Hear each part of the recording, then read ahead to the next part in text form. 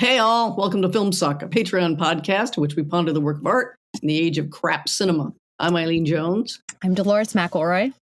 And today we're laughing at Gladiator II and enjoying aspects of, we'll be careful about that, Gladiator II, a fairly hilarious addition to the sword and sandal subgenre that in America we mainly recognize from such Hollywood spectacles of the 50s and early 60s as Samson and Delilah, Quo Vadis, The Robe, the Egyptian, The Ten Commandments, the Roman, no, we don't recognize, that one failed. Spartacus, Cleopatra. The Bible. I love John Huston's The Bible. The Bible, that's right. Dolores is good. It's a much bigger and more sustained genre in the Italian film industry, starting in the 1910s with amazing silent spectacles. We'll mention this briefly later on, but moving on, we don't have to do too much about sword and sandal stuff. Except I think we should talk about what is the appeal of these damn things. That is perhaps the less straightforward appeal than some of you think. And if you recall, Ridley Scott had his smash hit revival of the form with Gladiator in 2000, starring Russell Crowe, and he's directed this oddly belated sequel as well. Turns out, if you read up on it, they've been trying for years and years and years to do the sequel to Gladiator. Makes sense. It made so much money. But what were they going to do? Russell Crowe is dead in the end. So they literally had should we do his twin? Afterlife Russell Crowe? I mean, some of them sounded divine, and I'm sad they didn't get made. Yeah. Anyway, let's do our takes on Gladiator II. We're going to do the whole GLICKED phenomenon, which is inescapable. But let's start with Gladiator II first. Okay, well, maybe we should first introduce our costumes. All right, our costumes, yes. What are we trying to achieve here? Well, we've got a sort of patrician, plebeian thing going on here. Yeah. So I'm the patrician, and I'm wearing, an animal skin, one of the many animals sacrificed in the arena, as you know, if you watch Sword and Sandal Epics, and if you watch Gladiator. So I'm the hoity-toity Roman patrician, and Dolores, what are you, Dolores? I am a Roman slave awaiting or captured person in the hold, waiting to be released into the arena. It's definitely not just me forgetting that we were doing a visual podcast and ending up in the closet in my sweats. That's not that. It's not. This is all. That is not what happened. Can't you tell by her gray slave coverall thing she's wearing? It looks perfect. I spent hours rowing in this rag. So, this is a concept, dear listener. Yeah. Anyway, now you see how brilliantly we are thematizing this. I didn't have a plastic sword or any plastic, armor, so it was the best we could do. I think it's pretty good. It's excellent. Good. Really. So let's get into this Gladiator II thing. So enjoyable. I've forgotten everything, but I had a great time. It's highly forgettable. I think we can agree. Yeah. The whole phenomenon, highly forgettable. But let us take a moment to praise GLICKED. I know it's trying to be Barbenheimer, and it's true, the Barbenheimer film's a little bit stronger than the GLICKED films. I think on both counts. But even though we had our Oppenheimer qualms for sure. But it was a thrill to go to the movie theater. I went the day after Thanksgiving. It was overflowing with people, really excited to see both Gladiator II and Wicked. So that was kind of a thrill. I sat, I was in a packed theater for both films. Gladiator was really amusing because, it's gory and gross and at times stupid and outwardly campy. And people were just laughing along. If something absurd happened in the arena, the whole crowd went ooh, and it was a joy. It's it's why you go to the movies, So I rewatched the first Gladiator with Russell Crowe just to check. I hadn't seen it since it came out. And wow, it's bad. I think it might have even been less enjoyable than the new one, even though I think Russell Crowe is great. He's great. He's great. And I mean, it has its moments, but man, the CGI in that first one, there's some ugly CGI here, but that first one, all of Rome is CGI'd. And you're just I'm watching this on my home TV screen. I'm this must have looked even worse in the movie theater. It looks bad. The story is just like the most sentimental, like surface level. Nothing is historically accurate for sure. You know, it's like this made up gladiator is not going to restore the Republic when we're like, what, 200 years into the empire of ancient, well, whatever. So it's, it's dumb on a million counts. The saving grace is Russell Crowe. This new one, it's saving grace is its absurdity. Like since I was a kid, I've always appreciated the sword and sandal. Like I love Hollywood grandeur. I love to imagine ancient times. And I know my imagination has been 1000% seeded by Hollywood, but the most fun part, the sword and sandal works purely, in my opinion, because Hollywood used to be a world. And it was a world where you recognize the stars from their respective genres. You'd be like, oh, there's Sidney Greenstreet. He's always a duplicitous merchant in every film noir, or, there's Anne Baxter. She's always a backstabbing bitch, very exciting to see her as Queen Nefertiti, in the Ten Commandments. And it's funny because even though they're Hollywood stars and that has its like elevated thing, like everyone is usually, they're either American or British. And if you see these American stars, you're used to them being like gangsters, I don't know, like cowboys, gangsters, tough guys of various kinds. Yeah. And then they show up in sword and sandals with like Latin names, and they don't, it's the mismatch, they don't fit like these like grand titles of antiquity. And that's the pleasure. That's the fun, right?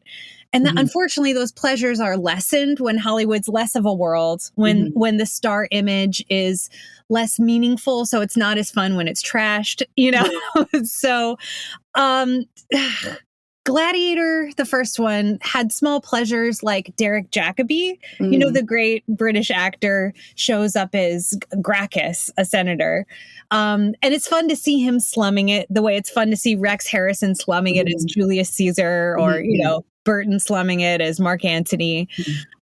Or Olivier and Spartacus, and you've got your two tracks. You've got your like Shakespearean slumming it, and then you've got your like genre film Hollywood movie. You got your Victor Mature. Yes, Victor Mature coming out. He's just complete meatball of an actor, but charming, and he's coming out of like film noir and stuff. I wake up screaming these tough guy characters, and then suddenly, I don't know, he's Samson, and you're like, what? Right. He wakes up in a skirt, and you're like, it works. This totally works for him. Yeah. Oh my God, such a good movie. You're going to make me want to like go back and watch Samson and Delilah. Man, the temple scene, come on.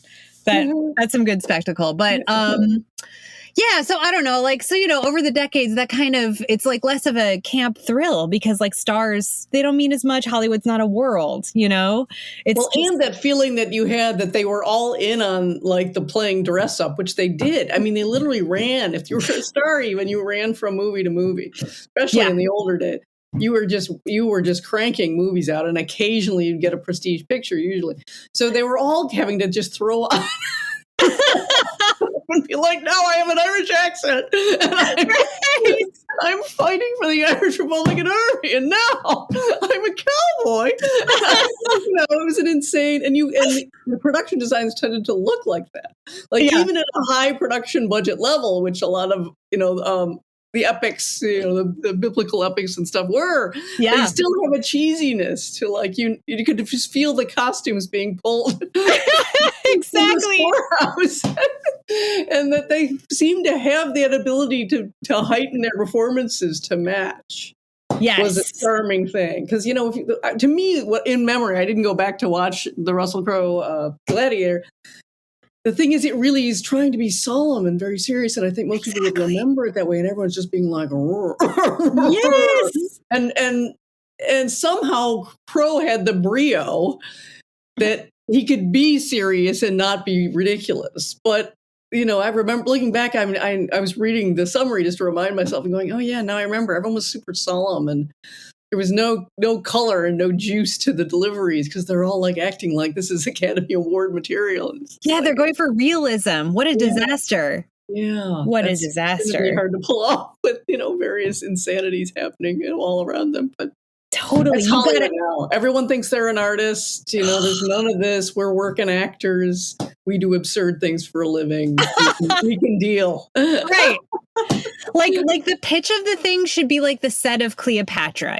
Cleopatra was filmed in Rome eventually, long story. But they got like Fox got to Rome and they looked at the Forum and they were like, it's not big enough.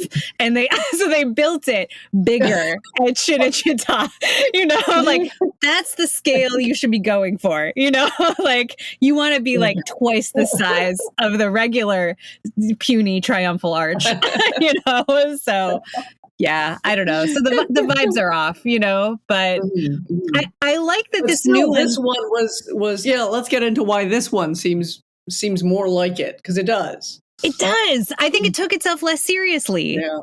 Although, God, I think we're in agreement on this. Paul Mescal, what a dud. What the hell? And everyone, I've literally, a friend wrote, but I won't name him because, yes, I will. Hi, Michael. Said, yeah, we saw it. Thank God for Paul Mescal. And I just know people just love him. And I know they love him for like other stuff he's done. Right. What's the name of the film that did really well and he's in it? After Sun. Is that, yeah. And there was like a show, Normal People. Yeah. Yeah. So he's got a big following because I was watching, not having watched any of these, just going, how did they find? Sure, he's got muscles, but he's the blankest slate of an actor I've ever seen. It's like he's trying to be anonymous the entire time. Yeah. It's so true. I could not pick that guy out of a lineup, No, yeah. Just nothing. He's just decided to pretend he isn't there. It's the weirdest thing. It was so bizarre, especially coming on the heels of Russell Crowe, who is quite a presence, like problematic, but love me some Russell Crowe in Gladiator the first time around. Like he's great. He could really bring it. Yeah. Yeah. This guy sucked and that's too bad, but the rest of it, I feel like I felt like it was leaning into the campier aspects. Absolutely. Which was, refreshing. There's, how to say this? I enjoyed it because Denzel Washington.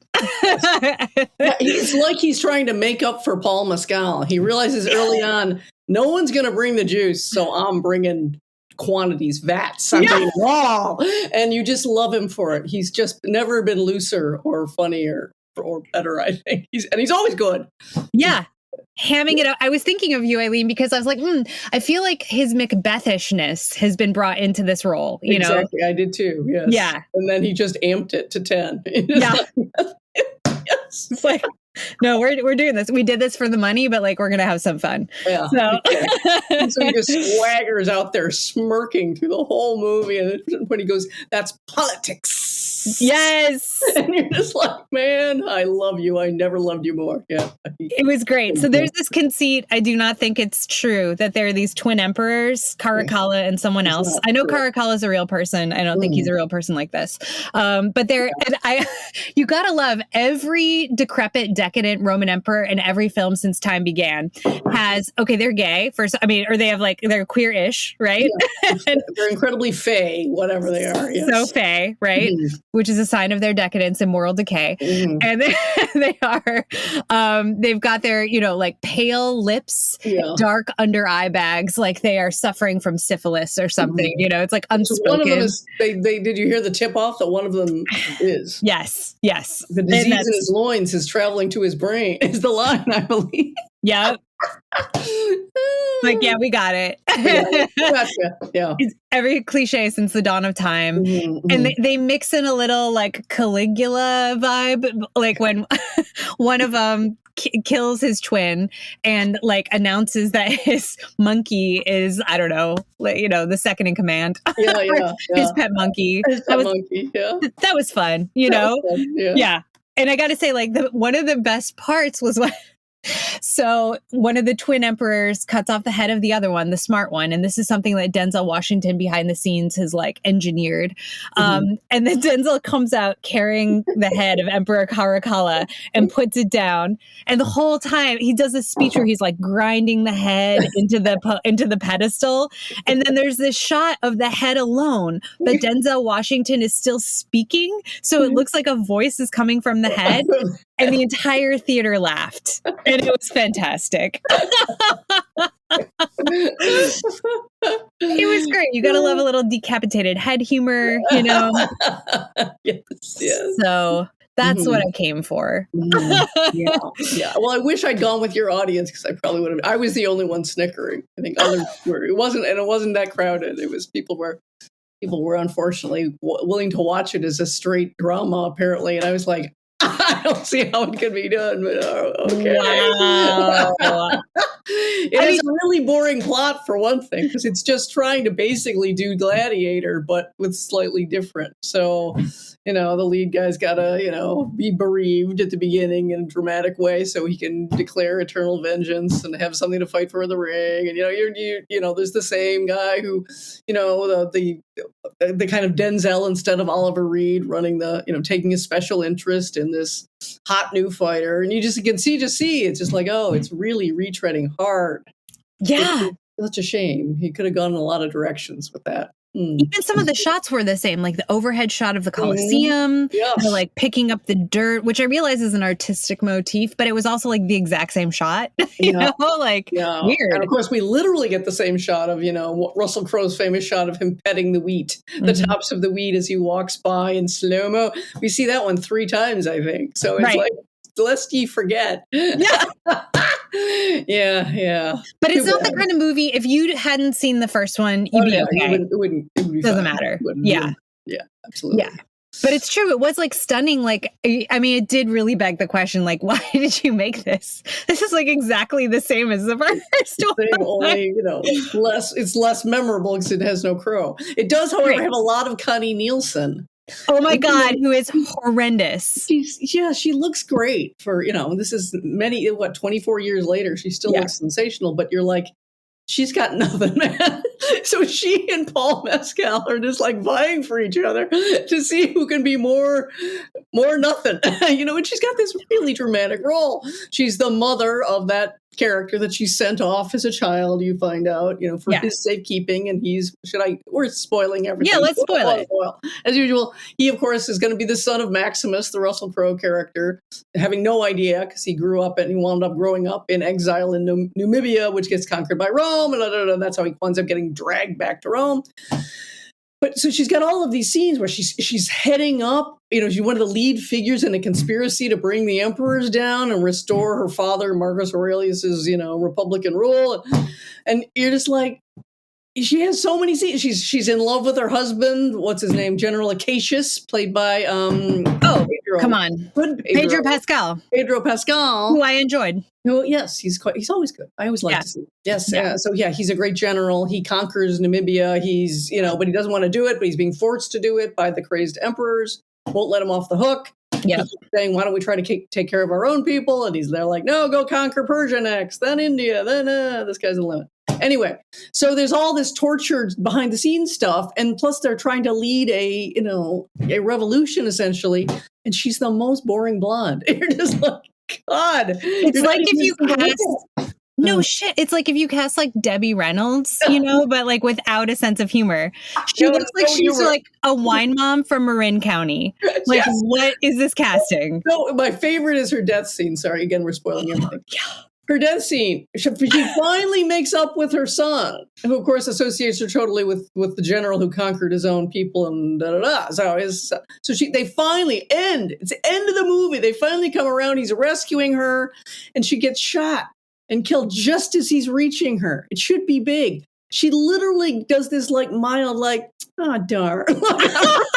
That is just a howl and a half. She just has nothing to go to the scene with nothing. She has nothing but mild disappointment. Like there weren't enough, avocados when she went to the grocery store. You're just like, what? Yeah. And then they let her do it. They let her give the most nothing performance. Right. You are being ritually sacrificed at the Roman Colosseum. It's a beautiful death. Right. You know, It's you're pretty trying awesome. to stake your son that you've just had restored to you, comes up saving you, and then can't save you. And you're like, can't you do something more than your dream for Rome dies? Yeah. Your dream, everything. It's the biggest scene an actress could play, and she's got nothing. Wow. I did find myself wondering, I was like, was she like Ridley Scott's mistress? Like how the hell? How the hell did they bring her back and give her the biggest fucking role? Whereas poor Derek Jarman is there and like he's barely got a cameo. Oh, Derek Jacobi? Derek Jacobi, yes. I died. You warned me and I died. He's just like, dink. Okay, the greatest actor of his generation. He's got like 1 minute. And you're so right. Like he's in the dark and like shot from behind. Are you trying to keep him a secret? What the hell? Exactly. Like they didn't even exploit that for like, here is Derek Jacobi. Yes. You know, like behold. Behold. We like to see our top actors slumming. No, exactly. And they give him nothing. I was so shocked. I kept waiting for him to come back. Nothing. Insane. The decisions on this were dumb, but like, okay, things that were enjoyable besides the severed head, that was the high point for me. But the Gladiators, the movie, both of them start out with a battle, and I do always find those opening battles pretty exciting. The first one is like Russell Crowe, he's a general in Germania, trying to put down the German tribes, and this time it's Pedro Pascal is the leader of the Roman legion, trying to conquer this like city in Namibia. And you know, it's just pretty thrilling. Ridley Scott is pretty good at these like opening battle scenes. And I just kind of let it go, but like inevitably you're like, why am I cheering for Rome? But I am. They've got their big ass ships and they're like, they're so well coordinated, and you know, that at least they're the cinematic ones, or at least they're made to be the cinematic ones. They're made to be the cinematic ones. Yeah. And I guess we should talk a little bit about how throughout the years, the attitude towards Rome changes, which is interesting because that's really, it's about America's attitude towards America changing, right? Like throughout Hollywood history, the Romans are us in the sword and sandal. And look, there are always going to be Romans in a sword and sandal epic, you know, unless you, I don't know, unless you go so far back that it's like the Greeks, you know, there are always some Romans, and they always like stand for American virtues, right? Except in the Jesus ones, that's a little more confusing. But they even let Pontius Pilate off the hook a lot because he's a Roman, and we like to think of ourselves as like descendants, spiritual descendants of Rome, right? Like democratic, minded, powerful, practical, really good engineering, you know, that kind of thing. At least those were early ideas of America that kind of faded now. But yeah, we're going to be great builders. We're going to pioneer democracy. We're going to do things like that. Exactly. You don't identify with the Greeks nearly as much because that's fancy culture shit. Yeah. You know, they're really the founders, but you know, they're like, they get enslaved by Rome because why? Because Rome can appreciate in its place a little culture, but in its place. And so we're like, damn straight. That's like us. Exactly. And, you know, they got their brute force and the rest of the world bowed, you know, but under the guise of some kind of republicanism, you know, at least for the first part. So like, you know, traditionally in the sword and sandal, the Egyptians are the sort of gay and decadent ones, you know, or whatever other culture they're encountering is orientalized inevitably. And Rome is the West, Rome is America, you know, and but it's interesting, like the first gladiators started to trouble that. Right. I'm sure it happened before this, you know, but the first gladiators, the Maximus, Russell Crowe's family, is like killed by Roman soldiers when he deserts. Right. Yeah, or he won't support the emperor's crazy. Right. Anymore. Yeah. Right. He's like, I'm not going to do any more killing for you. The Romans kill his family. Yeah. And this one continues that line, but even in both the Gladiator films, Rome is redeemable, the true Rome, which is an idea. It's a dream so fragile you can't even speak its name or whatever. That's the line. I think that's the line. Yeah, it is. Yeah. Okay. So, and they never articulate what this dream is. Actually, Paul Mescal does. He's like, it's a version of the American dream where his Rome is where everyone can come live and all men can be treated equally, no matter like where you're from. And you have the chance to like live a good life, provide for your family, and feel like you're a man among men. So the American dream is the Roman dream. And it's definitely under threat in the Gladiator films. And you do see the excesses of the empire. So there's like a critique there, but there's also like, it's still redeemable. You know? So that's kind of interesting over the years, you know, as with any genre, the sort of like terms begin to shift, just like with cowboys and Indians, you know, like in the later films, it's the Native Americans who gain the sort of like moral authority. Right. And this is happening as well.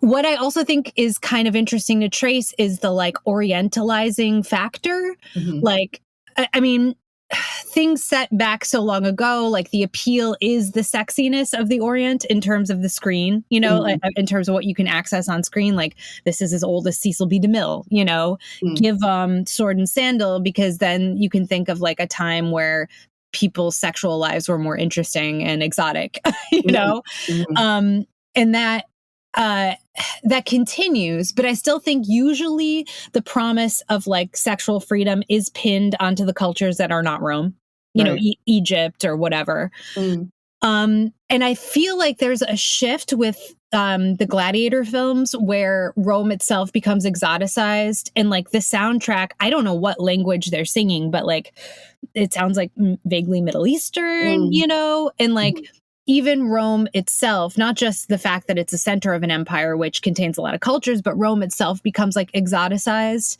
Like in the first one, even that cheerleader woman, what's her name? Christy Nelson? Oh, Connie Nielsen. Connie Nielsen. It was all the rage in like 2003 or whatever to have like a bindi, you know, like a mark of like Hindu culture. And they do her up with like these like 3 dots on her forehead. Like, I don't think that's traditional Roman custom, you know, but it's like, it's a way of making like Rome the sexy orientalized other. And I don't know exactly what to say about that, but it's like definitely, I don't know.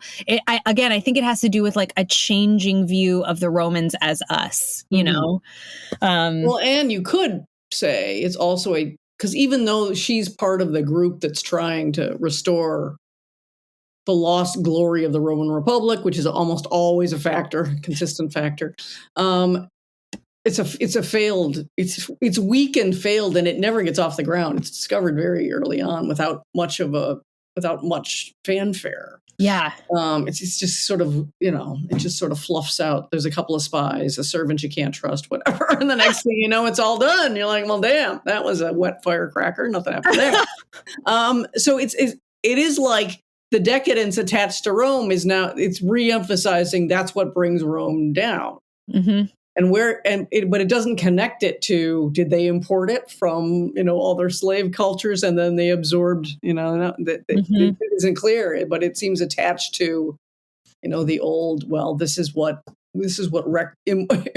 moral impurity is what brought the Romans down. Yes. That kind of thing. But, you know, it makes you groan a little bit, like, really? I mean, I think there were other factors. But, you know, the way they keep referring to things but not dealing with them. I was reading that supposedly Denzel Washington's character was supposed to be bisexual, and there was supposedly... Oh, yeah, he said something about that. And he does. He says he has one line, and it's delivered jokingly. He says or something about or preferring a boy, and then he's like, "Ha! Sometimes I do myself, ha!" You know, and so he has one jokey line, boys kind of thing.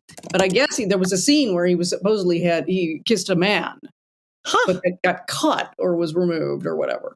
So there's this kind of like, you know, you feel like it's kind of cutting out more. What even the first Gladiator did more interestingly when the Oliver Reed, you know, guy who owns the Gladiators offers Russell, trying to get him to fight, and says, "What do you want? Do you want a woman? Do you want a girl? Do you want a boy? What do you want?" You know, so it's this seems oddly timid. It's letting the Fey emperors with their pallor stand in for an awful lot, really. And the epic scenes in the arena, which are so ludicrous. It's almost like they have to be more ludicrous to make up for other things that aren't there. Keep in mind, this was also the great genre for all of your sexual excesses that you could get away with on screen. Exactly. Depending on the era, sometimes was a lot. Silent era, 20s, yeah, you could really go to town. Then, of course, you can only suggest more, and you can't do nudity anymore, and blah, blah, blah. Why could you get away with so much? Because the moral of the story was going to be, in the end, it was all going to, decadence was always going to bring you down, or Christ was going to come to redeem the sinners, or whatever it was. So you could go wild. And this doesn't go that wild. It's really arena spectacle. So, and it's ludicrous. It's just literally, somebody rides a rhino into the ring like you can just saddle up. I don't care who you are. Physically talented, no, you can't.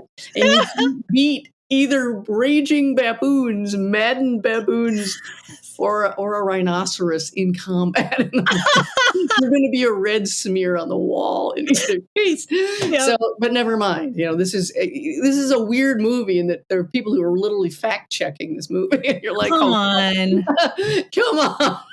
Although it is true, they would flood the arena and have like boats. They did have naval battles. Yeah, that's true. Yeah. But then they had to Sharknado it up to a certain extent and have. I thought they were great whites, but I guess they were tiger sharks. Oh, okay. Told me. Okay. Actually.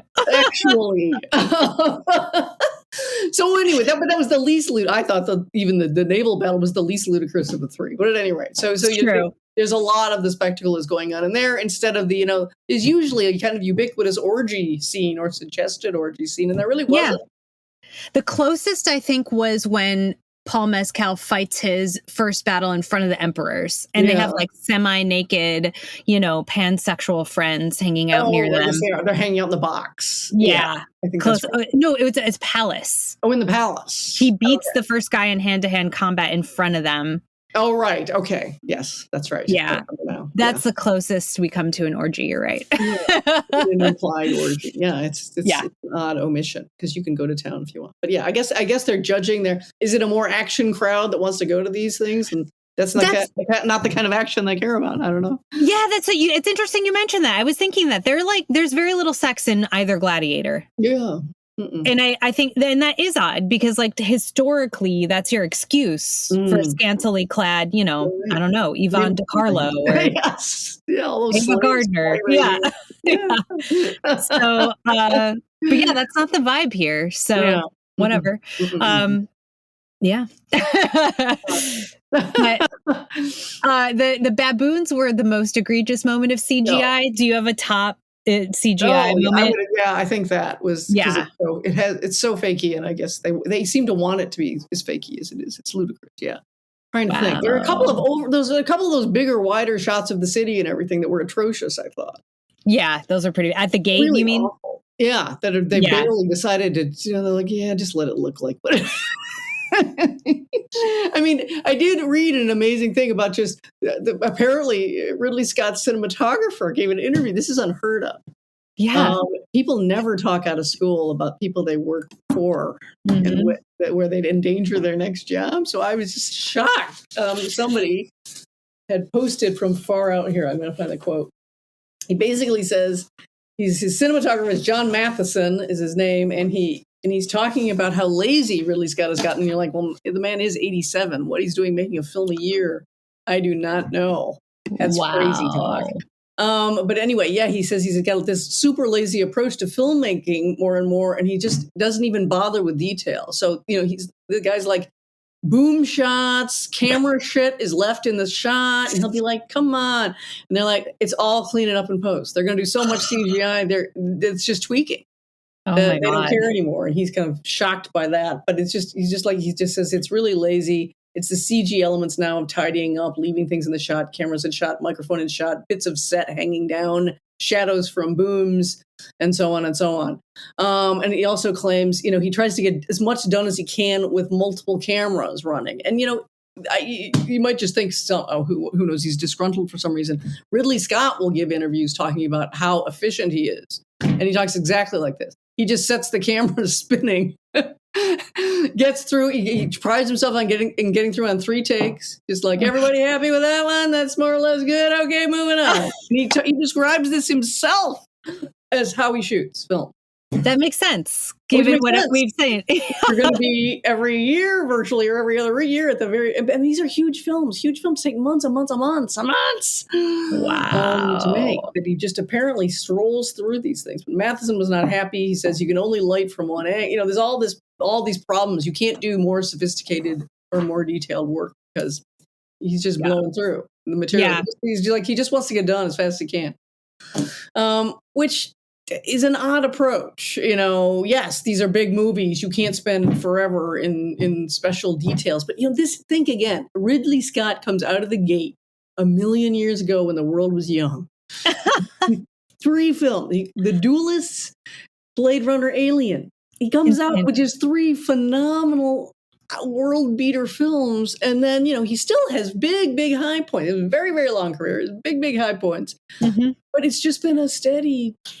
What the hell, man?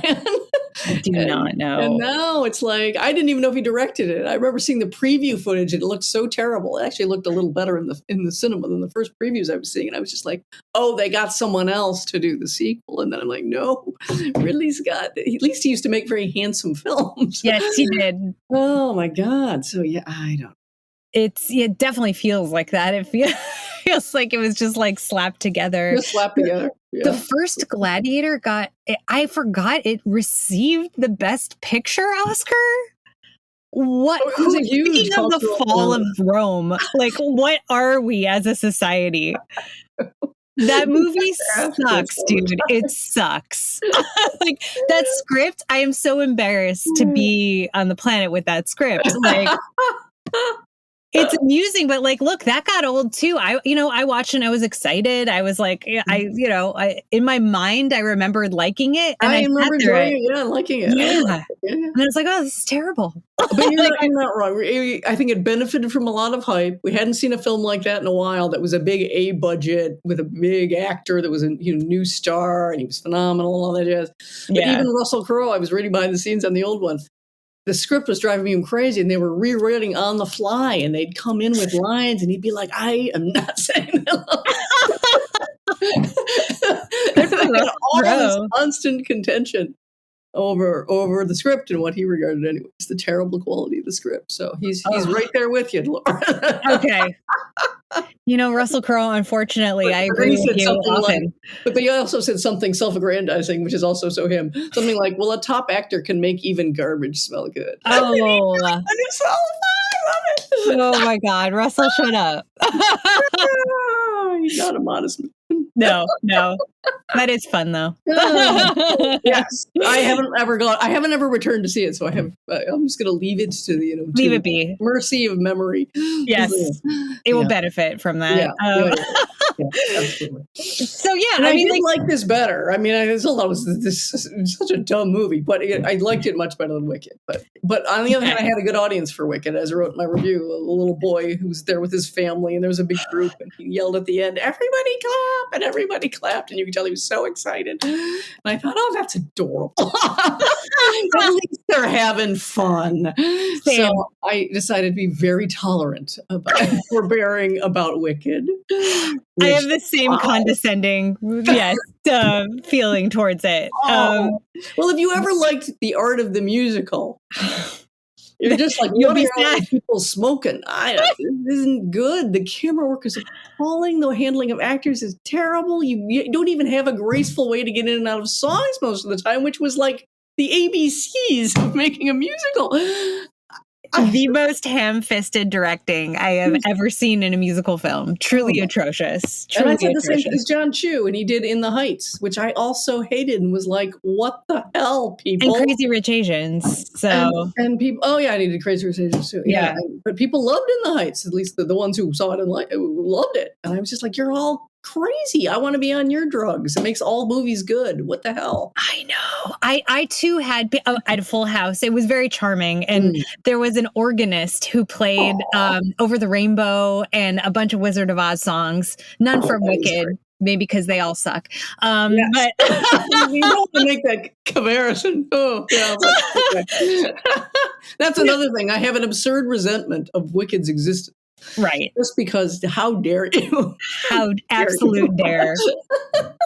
What are you thinking? Oh, Let's not even, I don't even have the energy to criticize the conceit. Like, let's just be like, yeah, that's whatever. It is so lame. It's so 90s. I'm so like embarrassed for it.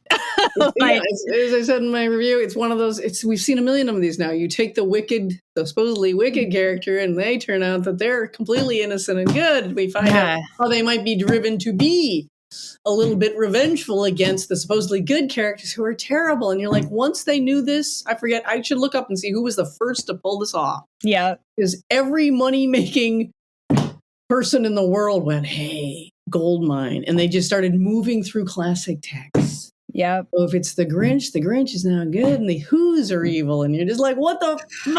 It's just a maddening formula. Just maddening. And the way they have to twist things around is so absurd to get it to work out. And this one's one of the twistiest. It really is. Too much plot. It's like so I think at base, the problem with Wicked is the plot and the fact that the score is pretty bad, even though I know it has this big reputation as like reviving Broadway. Like, well, that's very sad for Broadway. Like, none of those songs are distinguishable from the other, except maybe Popular. To me, I think Popular is the one that most stands out. Defying Gravity is the most famous. I have always, this musical is very much of my age group. I was in like, I don't know, late high school, early college when it came out on Broadway, and like everyone was going to it, and Defying Gravity was everywhere. And like, I'm sorry, like I hate Idina Menzel's rendition of the song. Like, it's just screaming. Like, you don't even know what those words mean. I know I sound 85 years old, but like, come on, man. Like, you don't know what you're saying. No, and this brings together so many things that I hate. The screaming version of singing that became hugely popular. I have an 18-octave range, and I just stay right at the top of it all the time. And like, oh, I hate you. Yeah, my ears are bleeding by the time I read. Like, music requires like variation, interpretability. Constantly trying to sing the loudest and the highest. And I almost feel bad. I almost think Barbara Streisand might have had an influence in that she was so great with "Don't Rain on My Parade" in Funny Girl that I just think maybe she lit some fire that everyone wants to be able to do, the kind of showstopper number. But you have to be able to do that right, and people can't do that right. They just can't. They don't have the interpretability, and so they're just howling like banshees. Right. Like Nicole Scherzinger is another one. I'm just going to go there, but like, she's in Sunset Boulevard right now, and she sings this show-stopping number, a Streisand hit, As If We Never Said Goodbye, and it's just that. It's like the Idina Menzel school of just like yelling it, and that substitutes for drama. But it's like, no, it just looks like you are in duress. Like I don't know what you're communicating except just like you're in trouble. I don't know, but. So it's hard, it's hard to have a like strong musical film if the score, in my opinion, is that poor. And the arrangements were like half synth. Like, all of the strings were like synthesized. I was just like, why? Do you not have the money for like an orchestra? Like, I don't know. I thought it sounded like ass. I'm so sorry. Such a hater. But let's say good things. I know we both, I actually thought the performers were great. Well, I especially think Cynthia Erivo is very, very gifted. Very, very so good. Yeah, absolutely. Ariana Grande, I don't know. I find her harder to handle, but sure, she did as much as you could do. Yeah. And the guy, I forget his name. It was the third. Yes, Jonathan Bailey. Is that his name? Yeah. He seems charming, Yeah. They're doing everything they can. And Jeff Goldblum is always a delight. And he was the wizard, Okay, see, I think I depart there. I love Jeff Goldblum. I thought that was a weird performance. Oh. Maybe I don't know because I have nothing to compare it to. I mean, I know Joel Grey did it on stage. I don't have anything to compare it to either. I just thought it didn't fit but like Michelle Yeoh, I actually thought was like excellent. Mm-hmm. And I always like her. Yeah. And like detailed. I don't know, with Jeff Goldblum, I was like, do you have a concept here? I don't know. I feel like he was just being Jeff Goldblum, but I don't know. Didn't work for me. I But thought he was really, really leaning into his likability in an unusual way, and that he's trying to be like, he's trying to sell himself as this idea of a sentimental paternal figure, which is yeah, but I thought he was trying to use the Jeff Goldwyn isms yeah, to indicate, of course, I'm still going to be Jeff Goldblum, which is, shifty, unreliable, yeah. probably up to no good.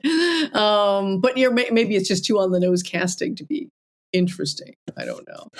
It could have been the direction of his musical number, which is really weird. And he he dances like behind this model, and it's supposed to be like this cute Méliès homage or something. I don't even know, but it was just odd. Like it seems so alone and empty in all of his scenes, and he is somewhat of a villain, but like, I don't know. It was a lot. It was so long. And it's only the first half, so keep that in mind too. All this more stuff, obviously tons more is going to happen as, the vying for power between, what's her face, Elphaba and the wizard. Yeah. And you're like, really? I sat here for 2 hours and 40 minutes to get halfway through the story? It's so... Why is everything an epic now? Why is everything given this massive blow up? This is the most important thing of our age. And you're like, it's so not. It's so not. And it would work so much better if you de-emphasized that, really. Yeah. Again, the far more important movie than this can ever possibly. The two of them could never even touch the hem of the garment of the Wizard of the West of the Wizard of Oz. No. Proper, 1939. Which is an hour and 42 minutes. Which is another thing that is there's so much that is light, even while the sinister is just boiling. It gets such complex tones. While nobody's like prancing like this is going to be the epic thing of the world. Yep. But it is. In the end, you'd never forget it. It's so moving. Oh my God. Don't even get me started. I'll start weeping on camera. Well, that's it. This one has no, I think I'm so, okay, words for this. I know there was a young woman next to me who was weeping at the sequence where Elphaba and Glinda go their separate ways. I was completely unmoved by this. Me too. Okay. And like the whole audience is sniffling. I'm like, did we earn this emotionally? I don't feel moved by either of these people. I'm kind of moved by Elphaba's story, but like, you're absolutely right. It's like the tone of the thing. It's so like obvious. Like everything's out loud. And the Wizard of Oz is like, I don't have the words for the Wizard of Oz, but it's all of the like, okay, there's nothing about Wicked that is not on the surface. Everything is spoken. Everything about the Wizard of Oz is like under the surface. Like feelings about home and fitting in and not fitting in. Like the Wizard of Oz is the most complex vision of home and what it means. And it's not all positive, that I can possibly think of, and leaving and coming back. And it's the most deeply ambivalent text I got. Yes. Right? Yeah. This one is not ambivalent at all. Everyone knows exactly why they're doing what they're doing all the time. The sides are crystal clear. It's just like this obvious, everyone who's good is purely good, except I guess Glinda's like, she's going to sell out, but we knew that because it's obvious, because everything's obvious here. Like, I feel like I'm watching Grease when I watch this. Yes, right? Exactly. The stereotypes are like written on their bodies, and it doesn't get any deeper than that. And like, I don't know what to say about that, except like, I don't think it will stand the test of time, even though it's lasted 20 years, because I don't think it's like these things aren't true that it's talking about. Yeah. Or it really does seem like this now works, though, because I've noticed this again and again, is like the thing cues you to cry in the most obvious way, often by just having the characters cry or something like that. And people cry. It's like if people become more obedient to the cueing, that they really do think they feel that they feel it. Even though they're sitting there going, well, if you'd stop marching around announcing what everything is about, maybe I could feel something, but I can't feel anything. And there's nothing tearing here. Elphaba must leave because of course she must leave. Right. Certainly her family, there's nothing to hold her.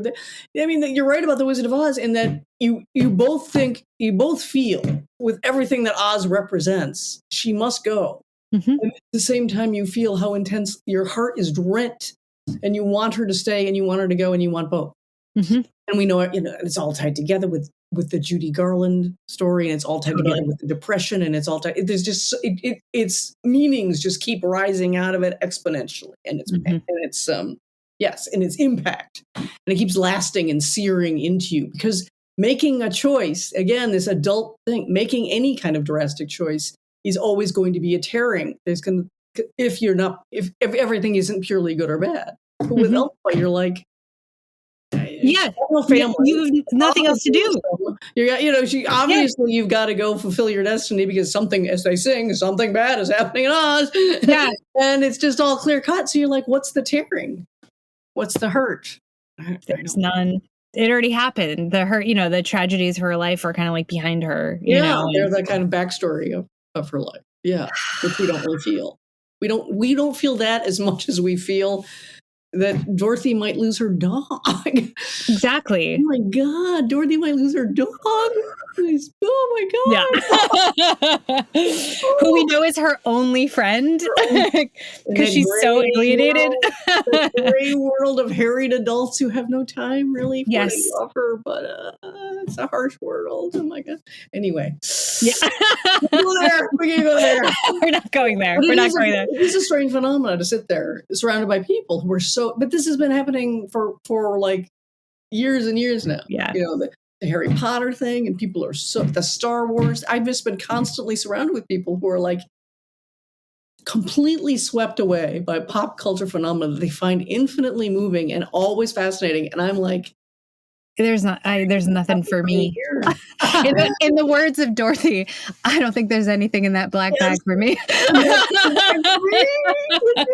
It's an alarming feeling. I mean, it's not like there's nothing in the culture, because obviously there's things, but not these big, long-lasting, supposedly, like, just deep in your emotional core, they're a part of you kind of things. That means you'll go to every sequel, and you'll always treasure, and you'll always remember, and you want to collect everything and all that kind of stuff. It's just like, to be outside that is such an odd feeling. I completely agree, and you're right. It has so much Harry Potterness to it, which is another part of like my boredom. How many of these have we seen? These like fantasy things that are with the magic key Stop. And like, why is every adult into all this shit for like 12-year-olds? Like, stop. Everybody's 12 forever now. It's so weird. It's so weird. And then, like, if we could just go on with I agree the camera work was abysmal. I think the best number was Defying Gravity. Mm-hmm. I actually did, like, Elphaba has to learn how to fly at the end and defy gravity. And I thought they conveyed that excitingly. I was actually moved. And it was the sort of visual decisions, I was like, I actually do feel like I'm flying here, which I've not felt the entire time. Like, I felt like that camera the whole time was just plowing through these crowds of hardworking people who are like exhausted, Very much. You can see the extras are they're not acting anymore. They're barely holding together. So I don't know how many takes that was or what. But I don't know. There's just some astonishingly awful shots that never should have made it into the final film. And like, what is that? There's this library, like this like arched atrium library space they keep coming back to. I'm sorry. I thought the set design was horrible. Except for that cool train that they take to the Emerald City. That was cool. Train's very cool. But the boarding school, like the interior was like so ugly at so many times. And it's so dimly lit. And like they do this scene, it's a musical sequence where people are on like what would you call it? Like a hamster wheel? Yeah. Almost like concentric hamster wheels. And it is so disorienting and not in a fun Bob Fosse way. No, he never figures out how to use it. I kept watching it too, going, this is not gelling. Why is this not gelling?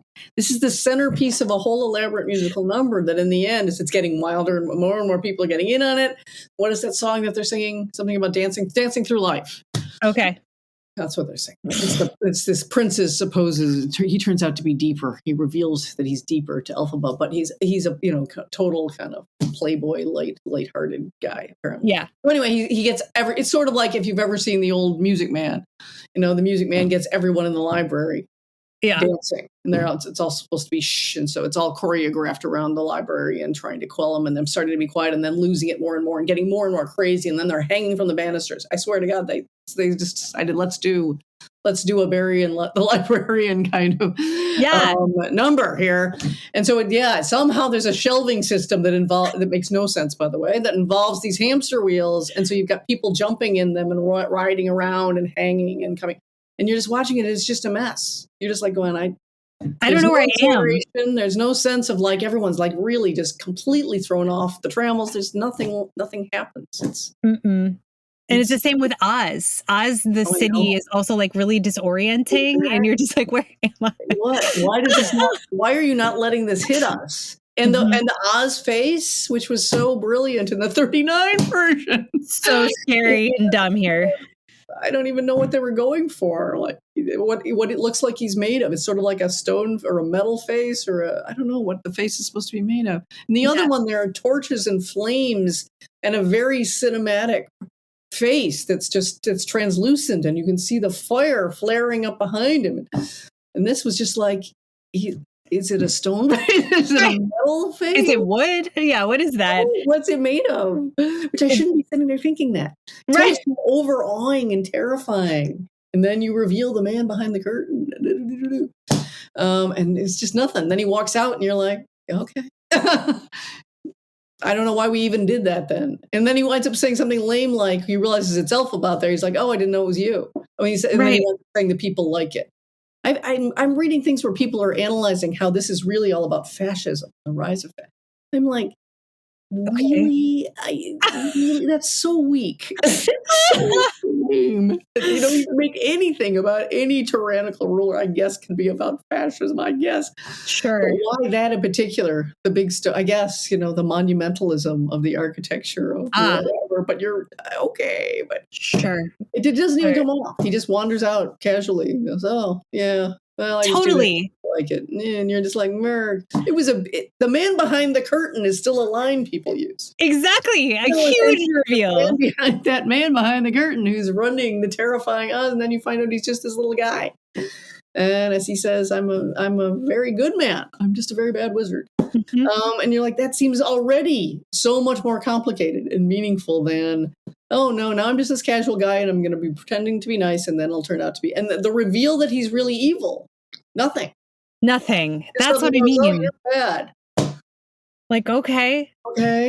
Now you pronounced it because yeah, and Michelle Yeoh also has a moment where she's supposed to like affirm her evilness. And it kind of doesn't come off, you know? It's like, it's not enough of a turn. These moments that should have high drama, and he doesn't know where to put the camera in relation to the person who's revealing it, or to how to pause or something. I don't know That's exactly. You can't get the big moment across unless you're already pre-sold somehow. Exactly. Yeah, I think everyone crying was deeply familiar with the musical, and they were ready to cry. Yeah. But I think if you're just coming into it cold, this guy can't do drama. I don't get him. And you're right. It's all the rhythm. Like even, I mean, in the 39 version, oh my God, rhythmically, there's so much. There's the camera, there's the line readings of those actors, which is like, they're also musical in themselves. And then there's the score underneath. And like this has a score, but I don't know, like the rhythm, it's got no internal like pulse. It's just like a slop bucket. Just keeps like sloshing over, with like early 2000s pop. Like, oh God, I know.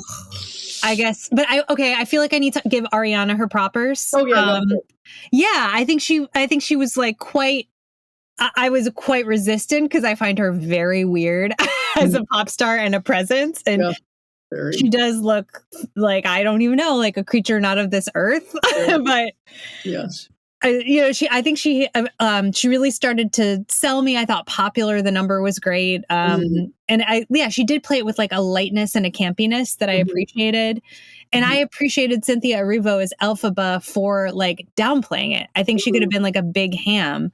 And I thought she was like really subtle and like interior with her stuff.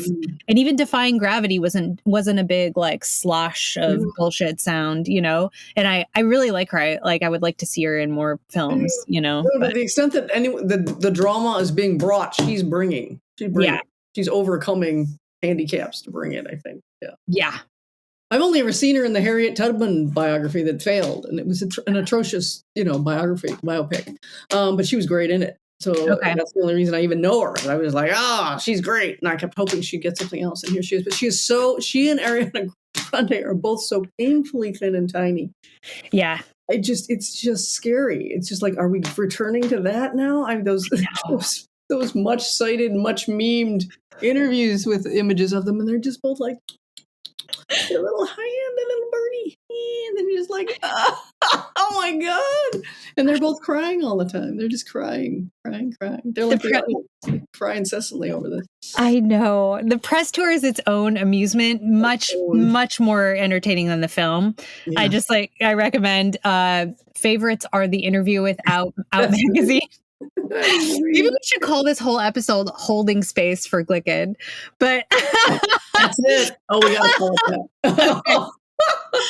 Okay, so the meme is there's this interviewer for Out magazine who's interviewing Cynthia and Ariana in advance of Wicked, and this interviewer is weird to begin with, and she's like, so online, there are a lot of people who are really holding space for the lyrics of Defying Gravity. And Cynthia Erivo clutches her chest and it's like, and looks at Ariana Grande, and Ariana Grande is like, and Cynthia Erivo says back to the interviewer, that's what I wanted. Like as if you wrote it. Like, anyway, the interview goes on. She's like, yeah, well, I'm in queer media. I'm like, okay. And then, the girls just look at each other like overcome. And then the interviewer says, well, I saw it in a couple posts. And it's like, okay, A, what does holding space for the lyrics of Defying Gravity even mean? B, hilarious to be like, I'm in queer media, like, way to show your badge, you know? And like hilarious that actually was just a couple posts. But like here, Cynthia Erivo is like so overcome. Yes. And then Ariana Grande with her weird taloned fingers. Holds Cynthia's finger like this, which also has a long talon on it. And this has been much memed.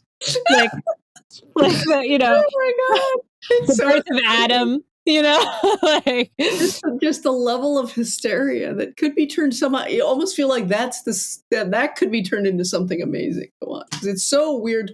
It's so memorable to watch just in that little clip.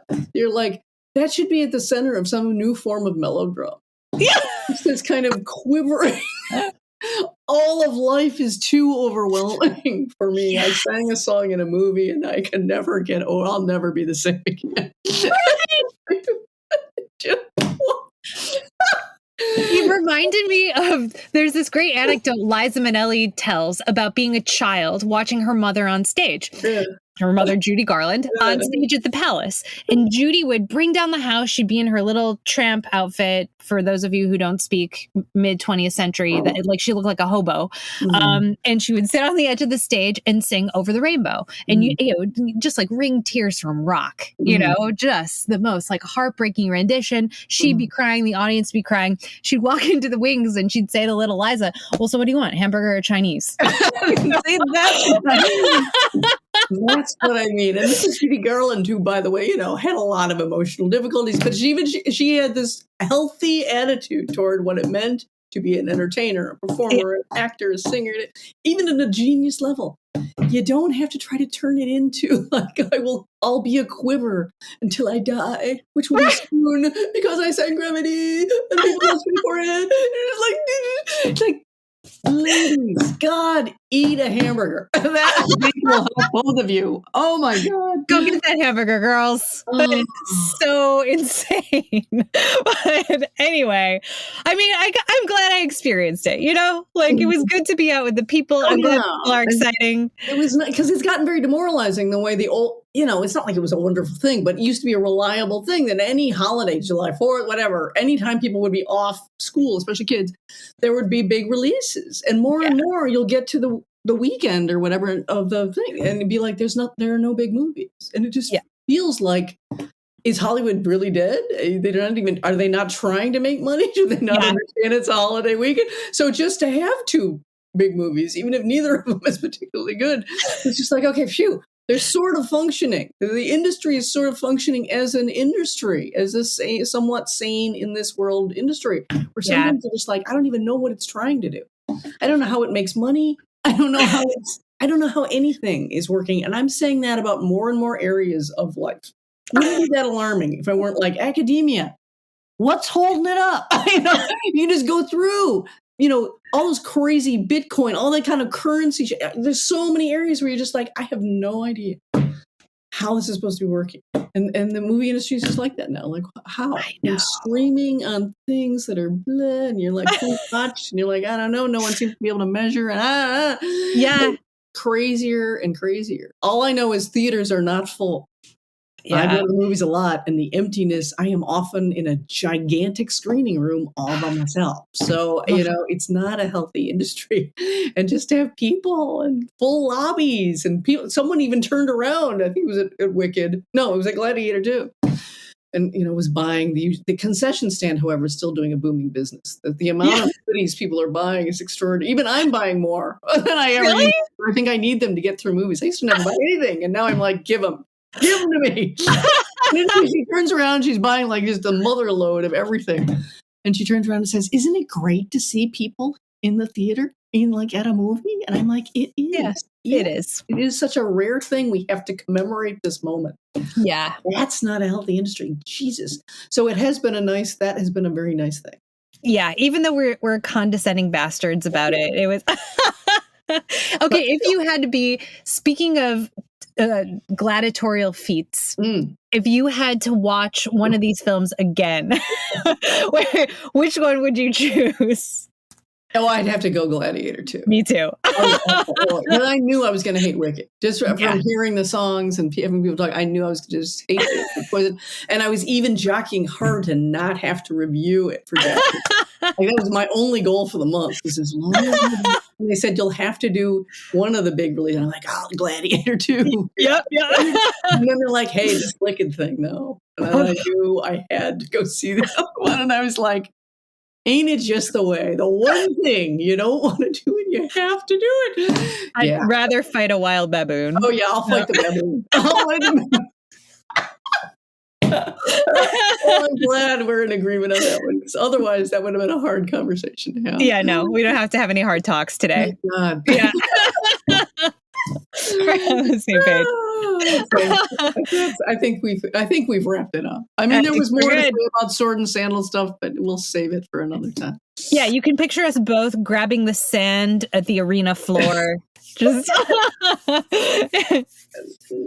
getting ready to throw it in the rhino's eyes.